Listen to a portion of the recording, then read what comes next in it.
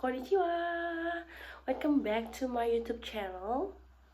I'm Shafina Hikmah Rahmani, and today we're gonna learn about explanation text. Do you know what is this? Okay, let's jump to the material. Explanation text is a text which tells the process of natural, social, scientific, and cultural phenomena. It is often found in science, geography, and history textbook. Jadi, teks eksplanasi adalah sebuah teks yang menceritakan sebuah fenomena alam seperti banjir, gempa bumi, terus bagaimana terjadinya hujan, ataupun banyak hal lain tentang alam yang bisa kita ceritakan di sini. Selain itu juga tentang sosial, sains, maupun tentang budaya. Di manakah sih biasanya kita menemukan teks eksplanasi? Kita bisa temukan di beberapa buku kayak buku sains, buku geografi, maupun buku tentang sejarah. The purpose of explanation is to tell the reader how something works or why something happens. Jadi, apa sih tujuan teks eksplanasi? Yaitu untuk menceritakan kepada pembaca bagaimana sih hal itu bisa terjadi. Jadi pembaca akan memahami lebih detail tentang sesuatu hal tersebut. Nah, di text explanation ada generic structure-nya. Yang pertama adalah general statement. Is introduce the topic and provide a general idea of the phenomenon. Jadi, untuk general statement adalah permulaan kita berbicara, mengenalkan apa sih fenomena yang akan kita ceritakan. Dan yang kedua adalah sequence explanation. It's a step-by-step explanation of how or why it happened. Jadi di step yang kedua atau sequence explanation ini kita menceritakan lebih detail tentang general statement yang pertama kita udah ceritakan.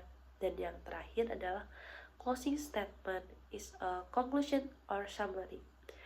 Jadi di closing statement ini berisi sebuah kesimpulan dari hal-hal yang udah kita ceritakan di atas.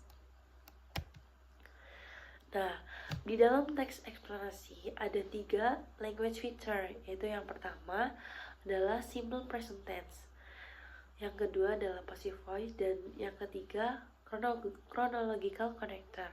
Simple present tense yaitu dengan rumus yaitu subject, verb 1, and object, atau bisa juga subject, verb 1 plus s or es plus object, and then the passive voice yaitu berupa to be dan verb 3. Kalau yang chronological connector itu bisa kayak contohnya first, second, then, next, after, before, and the end, dan masih banyak lagi. Contoh tentang teks eksplanasi, judulnya itu How Does Rain Happen, atau bagaimana sih hujan bisa terjadi. Paragraf pertama, rain is a part of the water cycle. It is a natural process that happens in the atmosphere. First, the heat from the sun causes water from oceans, rivers, and lakes to evaporate. This water vapor rise into the sky and cool down. Then the vapor condenses into tiny water droplets, forming cloud. As more droplets gather, the clouds become heavier. Finally, when the clouds cannot hold the water anymore, the water falls as rain. This process is called the water cycle, and it keeps repeating over and over again. Oke, di sini ada 3 paragraf. Nah, nanti kita akan bahas satu persatu mana sih simple present tense-nya, mana past tense-nya, passive voice-nya, dan satu lagi chronological sentence. Nah, yang di sini kita tahu general statement-nya ada di paragraf pertama, yaitu rain is a part of the water cycle sampai it is a natural process that happen in the atmosphere. Nah, di paragraf pertama juga ada contoh simple present tense, yaitu pada kalimat yang pertama, rain is a part of the water cycle. Dan yang kedua ada contoh yaitu it is a natural process that happens in the atmosphere. Yang paragraf kedua termasuk sequence explanation. Karena di sini di paragraf 2 penjelasannya lebih detail. Ada yang pertama menjelaskan first, the heat from the sun causes water from ocean, river, and lakes to evaporate.